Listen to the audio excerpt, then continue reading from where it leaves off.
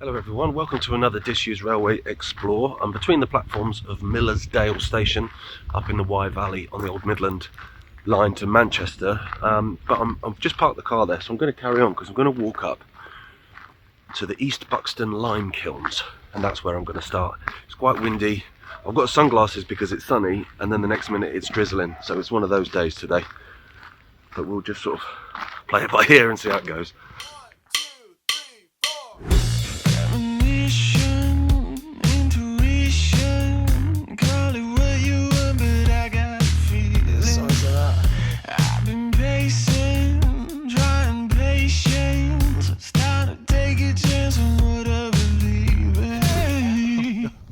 Need to stop meeting like this, and then by the fifth time it's just awkward, isn't it? So there's Millersdale Station there, so we'll have a good look at that in a bit. Following the line up to East Buxton Lime Kilns, which are still there. Massive girt structure, looks great. So we'll get a closer look at that in a sec. I'm walking something called the Monsal Trail. Starts just south of Bakewell and it ends probably about 3 miles north of here, just south of Buxton, where the line carries on to go off to quarries and stuff, so there's actually track down there. And when you get to that end, it spurs off to what did spur off to Manchester. Now as I say, it goes to quarries, and then the other side went off to Buxton, so it's split. But just before it splits, we've got these lime kilns. As you can see, this would have been double track. It's very, very wide. It was a main line. Just spotted this here. So I'm guessing there would have been a siding here then. This is a water tank, maybe for the engines then, I guess, because we're not far out of Millersdale Station. So it wouldn't surprise me that they would have a water tank there. Certainly what it looks like. Correct me if I'm wrong, folks, but it looks like that. Let's come down here. Let's have a look.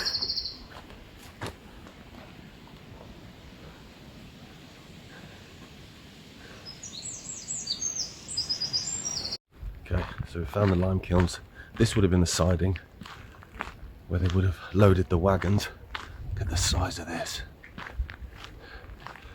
Between 1880 and 1944, I think it is, this was smashing out 50 tons of quicklime every single day. And lime was hella important. Use it for building, use it for sanitation, use it for fertilizer. Massively important. East Buxton Lime, here we go. I think you can get inside as well, so I'm going to go and have a clamber inside in a minute. There we go. I'll wait for these folks to come out.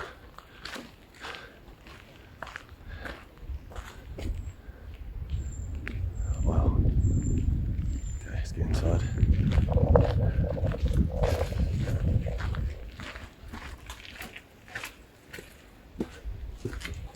Okay.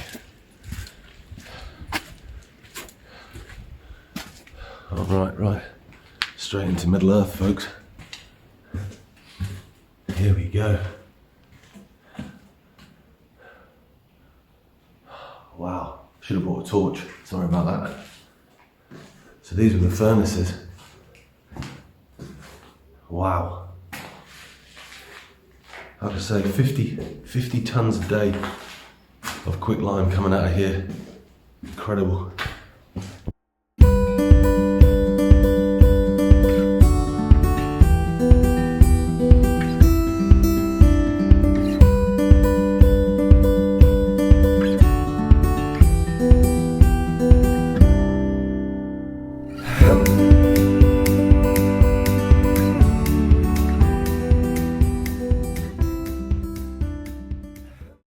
Okay, so I'm walking on now. I sent the drone up so you can see the quarries behind that, obviously where they're getting the lime from. It's really windy today. I thought, because I'm like in a dip here, that it might not be that bad, but it's getting worse actually, so I'm sorry for that. There's a load of people back there abseiling as well off a bridge. Rather them than me. And then it goes through another tunnel. There's actually 3 tunnels on this line. We'll end at the face of Headstone Tunnel. That'll be where we end today's walk. So Walking back along the line now from where I parked my car, back to Millersdale Station. We'll have a look at that. It's a really big station. And even people potentially watching this that aren't massively into trains and railways might be thinking, you know, why is it such a huge station? Good question, because it's middle of nowhere, tiny little village. But actually, this line came up from Rowsley, which is just north of Matlock. They'd already got the railway that far, and they wanted to get to Manchester, but they wanted to get into Buxton as well. And so, as they were going up, they were going to come up into Buxton onto Manchester. And it turned out that another railway company at the same time was already building the line from Manchester down to Buxton. So you'd think, let's be mates, let's work together, you do that bit, we'll do this bit, but no. So that's why that spur then goes off to Manchester and round, and the other line goes into Buxton, and there's a terminus, and then next to it is the terminus of that other line coming into Buxton. So you had two stations, identical, designed and built by the same geezer and opened on the same day for two different railway companies. Mad. But what it meant was this Millersdale station ended up being a junction for people that would, you know, maybe come on up on the train to Manchester but wanted to go to Buxton. They'd get off at Millersdale. Oh god, it's raining now. They'd get off at Millersdale and they'd have to stand there and wait for a bit until another train came along that would take them into Buxton. And in 1900 it was known as Patience Junction, so I'm assuming trains probably didn't come along that often then. Just spotted another structure in here. Not sure what this is. This will be another one of those get on the map and have a look jobs. Let's have a look. Not sure what that is. I'll get on the map. I tend to use side-by-side maps, but there's another bit here. There is one particular map which is from about 1912, I think, that seems to have, you know, lots of decent stuff on it, because some of the earlier ones, the railways weren't quite built yet, or they were still being built, and then some of the older ones, obviously the railways are gone. I think I found a sleeper here. Yeah, it's a wooden sleeper. Right, so, and another one. Okay, so a line would have come in here then, so this was a siding for something. So that line there goes off into the car park. We'll have a look there in a bit, because they have rebuilt a... Hello mate. They have rebuilt the goods shed, which is lovely. It was a shell last time I was here, but they've reopened that last year, so that's great. Station building's still there. That's a cafe. Do a mean bacon roll, and the station house, the station master's house, up behind the car park is a cafe as well. It looks dead nice, like a tea rooms. So here we come. So, oh, starting to get heavier rain now. I'll come in between these two platforms here. Look at that. I mean, it looks great. So what I'll do, I'll get up on the platform. We'll go and have a look at this goods shed. At least that way, we're out the rain for a bit. Look at that. It's a beautiful, beautiful location. And they call it Patience Junction, and kind of, I got, you know, almost like quite a derogatory term from that. But for me, do you know what I mean? If I was changing, think of some of the places you have to stand and wait when changing on trains. Grim, Luton. So standing here looking at this scenery, I wouldn't be in a hurry for the train to arrive, to be honest. I'd be more than happy just chilling here with a cup of coffee. They've actually renovated one of the viaducts as well, which we'll get to in a minute. But let's go and have a little look in here. Might go and sit and have a coffee as well after this, and hope this wind and rain clear off for a bit, because it's meant to sort of come and go, fits and starts. Let's have a look now.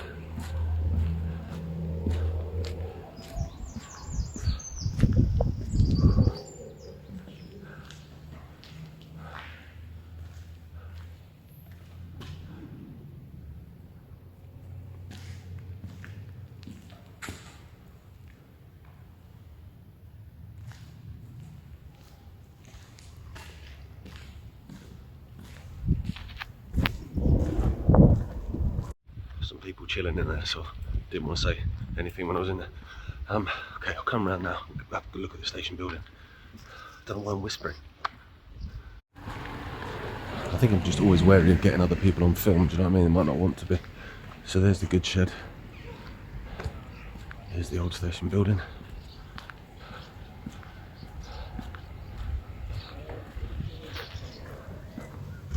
It's in great nick.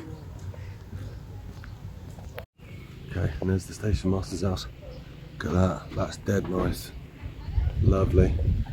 Will be a tea rooms, not yet then.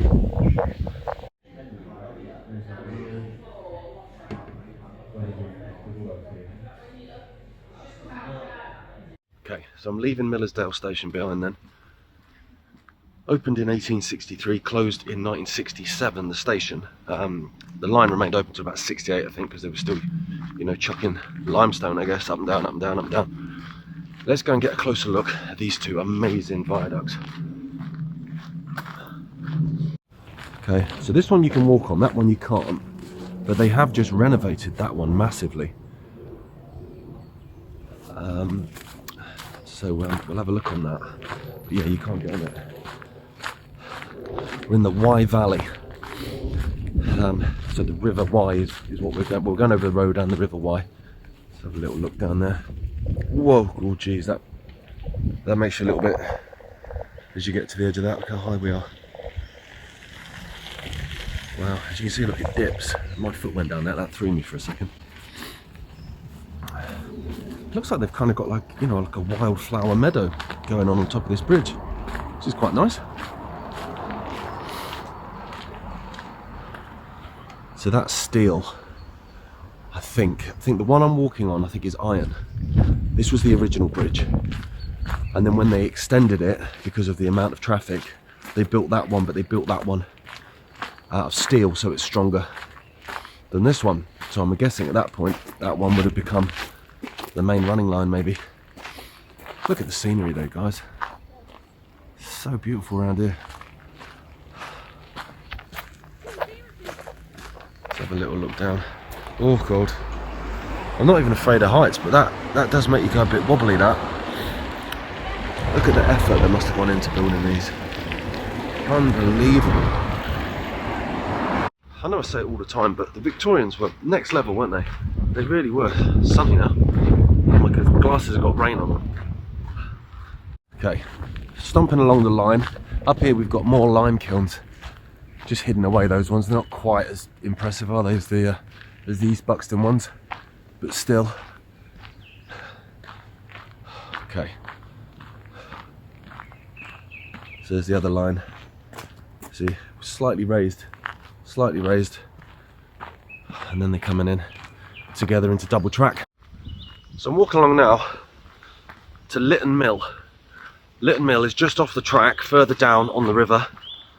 Was built in 1782 by a guy called Ellis Needham.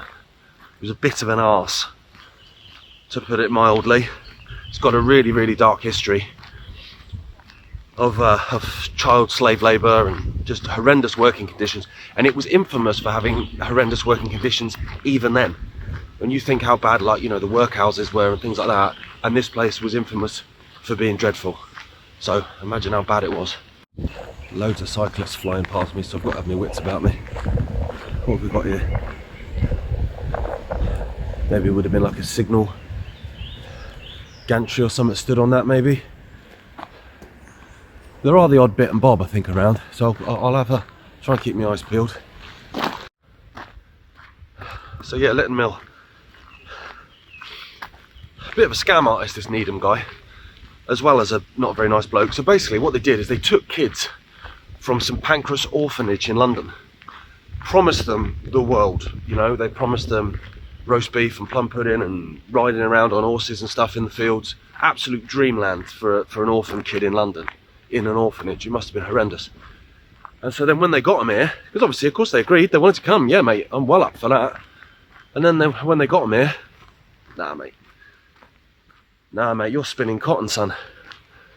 You know, some of these kids are like 4 years old. It's insane to me. I've got a 5-year-old daughter. I can't get my head around how that's even possible. But that's what they did. And the scam part of it as well, because it's right on the river is basically the kind of boundary between two parishes. So you've got the parish of Tideswell and I think Tadminster. I want to say Tadminster. I might be wrong, but either way, these two parishes. And so what he did is he had the mill on one side of the river, and he had the orphan kids that he'd got up put in digs on the other side of the river. So then what he was doing is he was claiming parish relief for the kids from both parishes. So not only are you taking kids as slaves, but you're also scamming some money out of it. The sun's come out now. Amazing.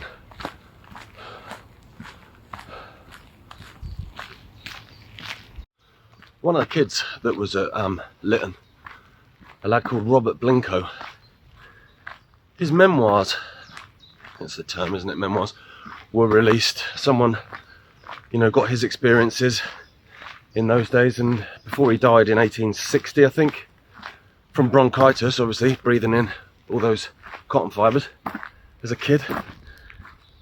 Yeah, they took down his memoirs, and it said, claimed at least, that Charles Dickens saw those memoirs, read them, and used that as the basis for the character Oliver Twist.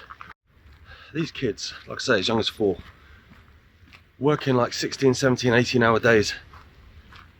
And the reason they wanted the kids so young was because they were small, so they could get under the machinery and get all the little bits of cotton and stuff like that. And obviously loads of these kids got wound up in the machinery and died. And there's a little plaque, tiny plaque, in a graveyard in Tideswell, I think, that just commemorates all the kids that died at Litten Mill. And it's a lot. Horrendous, horrendous. They slept in tiny little boxes with like straw in and stuff. And it was just, you know, I mean, I read up on this a long time ago, and oh, honestly, it's hard to not be affected by it, really. And what's crazy as well is when people think of slavery, you know, you connect it with racism, but actually they had black slaves across the Atlantic picking the cotton, and it was brought here and it was being spun by white child slaves. So it wasn't even like a, you know, a racist thing. It was a class thing. It was a privilege thing, and it was, I guess, it was a vulnerability thing. You know, if you were vulnerable, then there was always an arse like Needham to take advantage of you, unfortunately. Coming into a beautiful cutting. Sorry, I went off on one a little bit then, didn't I? Sorry, but on one upside, the guy died in poverty. Needham lost everything, absolutely everything, and no one helped him, no one assisted him. Everyone went, well, do you know what I mean? And then so he lost everything and died in poverty on his own. So, do you know what I mean? That don't bring those kids back, like, but. So here we go. It's mad to think this was double track.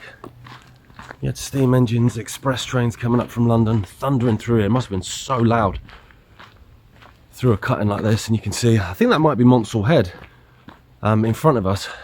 Might not be, but we're in the right ballpark. So that's where we're basically stomping to the tunnel mouth that goes underneath there. Headstone Viaduct, we'll end it. It's honestly my favourite place in the world. It's incredible. The fact that it is such a beautiful place for a walk, it's kind of done the railway a little bit, because they did a viability test a fair while ago about reopening this line. Because at the moment you can get a train up to Matlock, and then you can get a steam train on the Peak Rail Heritage Line from Matlock up to Rowsley. And obviously, apart from a couple of bridges, a viaduct just outside Bakewell, this whole thing's pretty much intact. You can just whack the track down tomorrow. And so, and then obviously north of Buxton, the track's all still there because it's quarry lines. So they did a viability test and it passed with flying colours. But then a lot of the locals, obviously they make their money, don't you know what I mean, out of walkers coming and you know, eating in their cafes and having a beer in their pubs and stuff like that. So they're actually dead against it. So then they're saying, well, what about having the best of both and having, because it's a double track line, have a single track line and then next to it have a walkway. But you know, that ain't gonna fly. So I mean, if you're walking down there, nice peaceful, you know, dog on a lead, you know, kids running around, and suddenly, you know, express trains are flying past you, that ain't gonna, that's not gonna work, is it? Okay, just gonna nip off again, just because visually around here it's just so stunning. Like, look, it's amazing. Don't even just see a little roof down there. I'm pretty sure that's Litten Mill. I'm pretty sure that's where we're walking to, actually. Anyone that's into railways and steam trains and whatever, trains in general, will know Dr. Beechin. People around the world, he was commissioned by government in the UK to do a bit of a viability test, I guess, on the railways, whether they should be kept open and closed, and you know, whether they were financially viable. And he just basically closed like a shed load. Like, his name's a swear word to a lot of railway enthusiasts. Just completely decimated the railway network here in the UK and cut off so many towns, not even just villages, but towns as well, from the rest of the country. But actually, when it came to this one, when it came to this one, he said that this was a viable line, that this wasn't actually on his list of cuts. But they did it anyway, because let's have it right, Days was taking backhanders from road haulage companies. We all know it. We all know it. And now, of course, they're trying to open more railways because there's too many lorries and too many cars on the road. To be a councillor or a government official or politician in any country, to be fair, having zero foresight is a prerequisite for the gig. They actually found a load of fossils here, like ancient fossils. Might be what this sign's about, to be honest, because this is all part of, you know, volcano basically. There we go, yeah. Litten Mill railway cutting. So when Litten Mill was there, as in when Needham opened it, obviously that was years before the railway came along. You know, Needham was long dead when this railway came along in 1863. But the people that owned the mill then used the railway to get a siding in. So here we go, we've got a bridge. And then just where that person sat, that's where you can kind of clamber down to Litten Mill. Oh, get run over. That blue brick. Kind of looks like a bridge to nowhere, look. When you look there at the end, it doesn't look like it goes anywhere. It obviously did at some point. Farm access, I guess.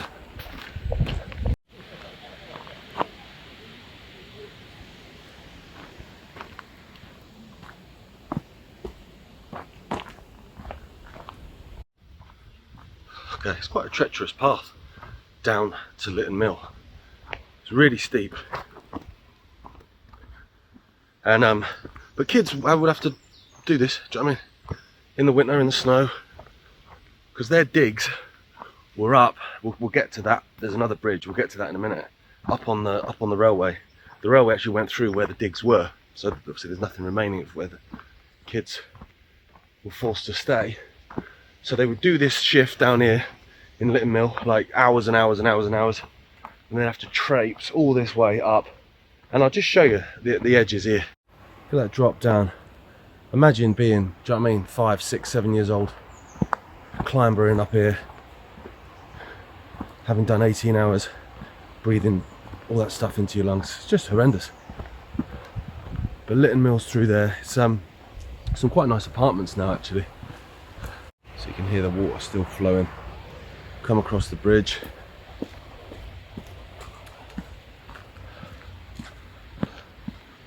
Into the mill complex.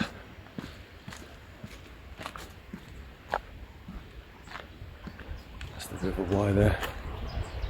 Okay, I'm just walking down a little hill into the mill complex. It's private property, people live there now, so I won't obviously get too close to it.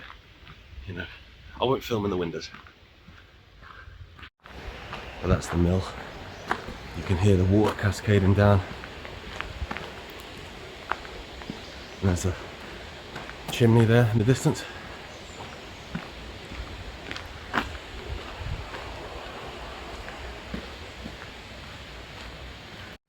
There you go, there's that chimney there. So that's part of the mill. It's someone's house now. It's dead nice. And then down we come to the river. I think you might be able to still see the wheel. Obviously not you know, 18th century original, but let's have a look. I might be wrong. No, it's not a wheel there, look. You can see where the water comes underneath the mill.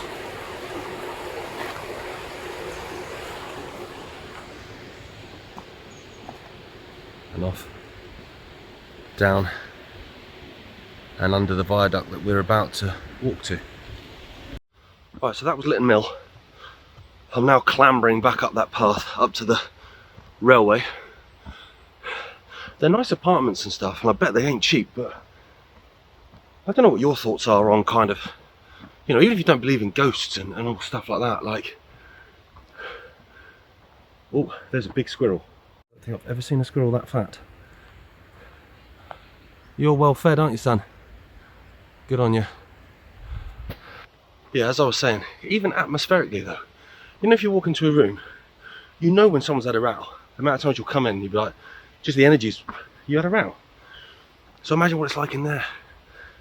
Do you know what I mean? Given what went off, and oh, I don't know. It's not for me. But I doubt I could afford it anyway, so it's not really, you know, it's not really a problem. Okay, here we go. So Litten Mill is now down quite far below us actually.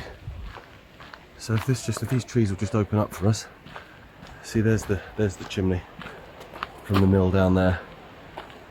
Here's the tunnel. I don't know who's taking that route. Not to me.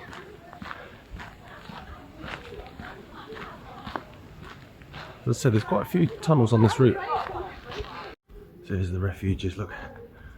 So if they were working on the track and a train came thundering through, obviously they could hide out in there. Oh, it's freezing in here. Some kids screaming, I've got absolutely no idea why. Me and my wife came walking through a tunnel, not dissimilar to this, in Ashbourne years ago. And suddenly this train sound started. So it's fight or flight, innit? Fight or flight, I just started legging it. And it turned out there were speakers in the ceiling playing the sound of trains, which is quite funny. Oh, nearly stacked it. It's a pretty long tunnel, this one, Litten Tunnel. This one is slightly different from the rest. It's a lot deeper. It goes right the way back. I don't know if I can get you to see that, but it goes right the way back. Not quite sure why that one was so much deeper than the others. Oh, God, that sound.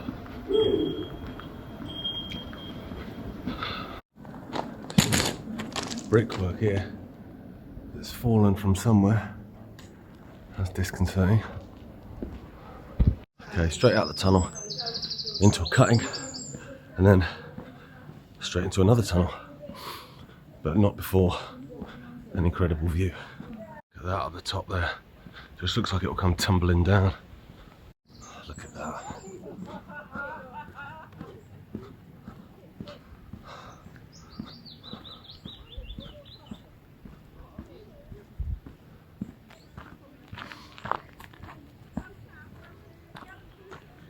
Look at that, you've got the river down there.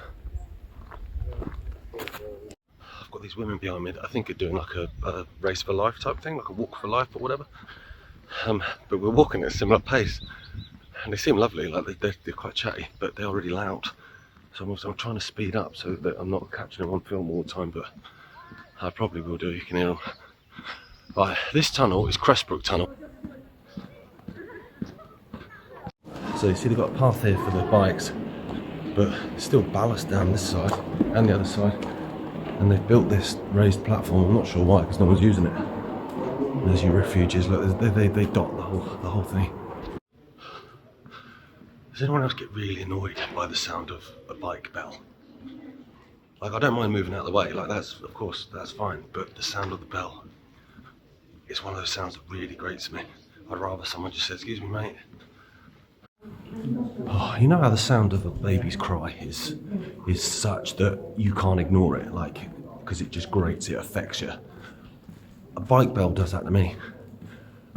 Ding! If you can hear drips, there's a lot of water coming down through the top of the tunnel. And a lot of bricks missing. Should I be concerned? Nearly at the end of it anyway. Okay, so we've come up to a station. Actually, I'll level with you, I forgot this was here. Very little remains apart from the platform. It's not like, you know, Millersdale. And there's a little raised area there. I don't know whether tracks came up there. Not entirely sure. It was double track and there was another platform that side, but it was actually a wooden structure that basically hung off the edge of the cliff.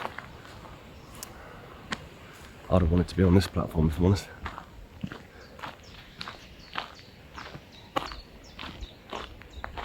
Yeah, not much remains of this. I'll just jump down. Ooh. But yeah, so wooden structure. Yeah, there's a couple of, here we go, you can see these little plinths. That's what the platform sat on this side, and it came out across off the edge of the cliff. Okay, so we've got a bridge now. I imagine that's the old road down to Crestbrook.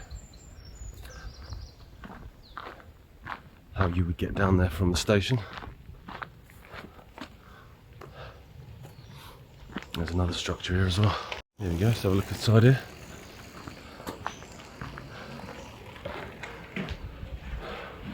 I'm assuming this wouldn't have been the waiting room. I guess just like permanent way gang. Probably had a cup of tea in there.